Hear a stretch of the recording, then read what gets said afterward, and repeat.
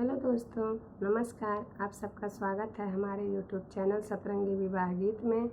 तो मैं एक तुलसी मैया का गीत लाई हूँ। आप लोगों को पसंद आए तो लाइक करिए, शेयर करिए, सब्सक्राइब करिए और कमेंट करके ज़रूर बताइए कि मेरा गीत आप लोगों को कैसा लगा।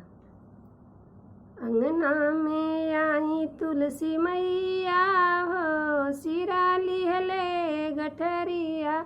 अंगना में आई तुलसी मैया हो, सिरा लिहले गठरिया।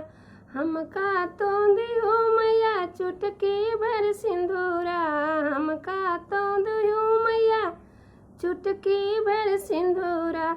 हथवा में लिहले सिंहोरवा हो, सिरा लिहले गठरिया।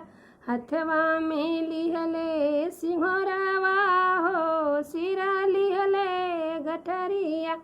हमके तू देदा मैया लाली पीली सड़िया, हमके तू देदा मैया लाली पीली सड़िया।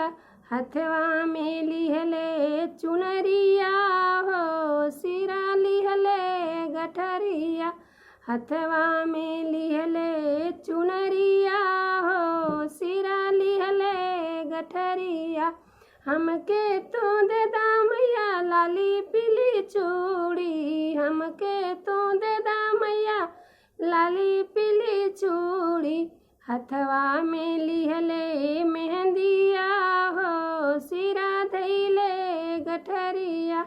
हथवा में लिहले मेहंदिया हो, सिरा धैले गठरिया। हमके तो देदा मैया पाँव में बिछुआ, हमके तो देदा मैया पाँव में बिछुआ। गोड़वा के देदा रंगनवा हो, मैया लिहले गठरिया। गोड़वा के देदा रंगनवा हो, मैया लिहले गठरिया। अंगना में आई तुलसी मैया हो, सिरा लिहले गठरिया। अंगना में आई तुलसी मैया हो, सिरा लिहले गठरिया।